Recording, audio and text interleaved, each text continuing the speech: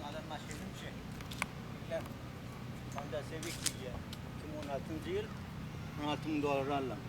Yine Kanada'dan dolar böyle elbette. Ben 5-600 dolar harcı oluyor. Takmayıp Amerika'ya kaldım. Yine eğer medeniyeten içine mi göreyim desem. Beni daşını Amerika'dan düşürüyor ya berden düşürüyor hadi. Berden. Hop. Çemcan aşağı. Edildik.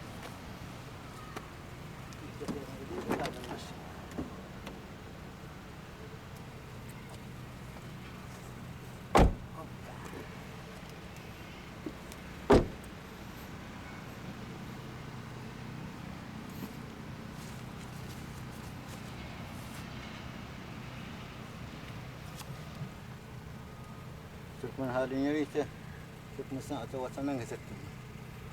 Muhtemelen var ondan geldi. Orada hali. Bu işte var iş. Asar sen ne mi? Tamam.